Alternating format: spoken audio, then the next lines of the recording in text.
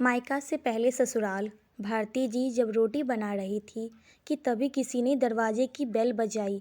बेचारी भारती रसोई घर में अपने हाथों में लगे आटे से भरे हाथों के धोने तक लगातार दरवाजे की कुंडी बज रही थी। वह लगातार बोल रही थी, थोड़ा रुको, मैं आ रही हूँ। अब इस उम्र में वह भाग कर जा भी नहीं सकती।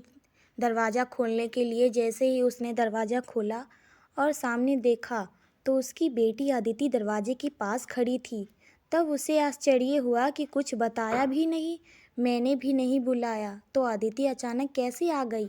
अपनी बेटी को देखकर भारती बोली, आने से पहले बताना तो चाहिए था, अकेले ही आई हो क्या? जमाई जी और बच्चे कहाँ हैं? भारती ने एक साथ कई सवाल किए। तभी अदिति बोली, माँ, क्या कोई अपनी प्यारी इकलौती बेटी का ऐसे स्वागत करता है?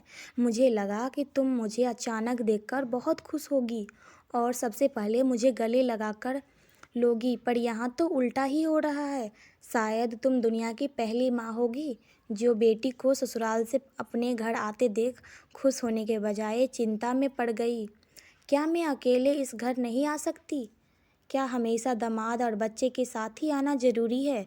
बोलकर अदिति घर में प्रवेश कर गई और अपना सामान रखकर बोली, भाभी कहाँ पर हैं?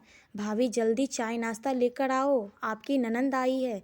बहू घर पर नहीं है, अपने मायके गई है। माँ ने कहा, अच्छा इसीलिए तुम घर पर संभाल रही हो और खाना बना रही हो। माँ, तुम्हारी बहू के तो बड़े ठाठ हैं। बहू मौज में घूम रही है और सास घर संभाल रही है। देखो, आपके बहू के आने से पहले ही खाना बनाकर रखा है। उसे घर आकर कुछ भी काम करने की ज़रूरत ही नहीं पड़ेगी। बड़े नसीब लेकर आई है आपकी बहू। और एक मैं हूँ जिसे अपनी उसकी सास कभी एक गिलास पानी भी नहीं पूछती। आदिति ने ताना मारते हुए कहा, बेटा, प्यार और इज्जत ऐसी चीज़ है जो हम पहले किसी को देते हैं फिर उससे अपेक्षा रखते हैं, इसी वह भी हमें वापस दे। माँ ने उसे समझाते हुए कहा। माँ ने आगे कहा, हर एक लड़की को अपने ससुराल में जगह बनानी पड़ती है, वहाँ कुछ भी आसानी से नहीं मिलता। तुम अपनी सास से एक गिलास पानी की अपेक्षा करती हो? तुम तो उनकी बहू हो। तुम बहू को फिर भी तुमने कभी उन्हें एक गिलास पानी दिया है क्या? तुम अब शादी के बाद ससुराल में रही ही कितने दिन? जब तुम्हारे मन को लगा कि अब अपनी बैग भरी और सीधा मायके आ जाती हो। मायका और ससुराल एक ही शहर में है, इसका मतलब ऐसा नहीं होता कि जब तुम चाहो तब मायके आ जाओ और चाहो उतने दिन रहकर वापस ससुराल चली जाओ। मायके में भी बेटी को मान सम्मान तभी मिलता है जब बेटी ससुराल का मान सम्मान रखकर मायके में कुछ दिनों के लिए आती है, तभी उसे मान सम्मान मिलता है।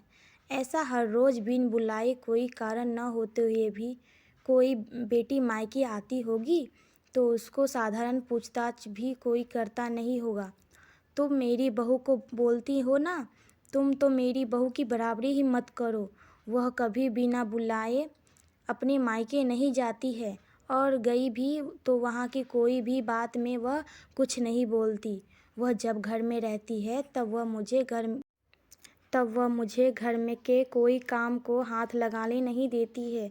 अब मेरी इच्छा से घर के काम कर रही हूँ, वह मुझे काम करने को नहीं कह के गई है। अगर ये कहानी आपको थोड़ी सी भी पसंद आई हो तो प्लीज़ हमें कमेंट करके बताइएगा। अगर आपको दूसरा पार्ट चाहिए तो प्लीज़ हमें कमेंट करके ज़रूर बताइएगा। तब तक के लिए धन्यवाद।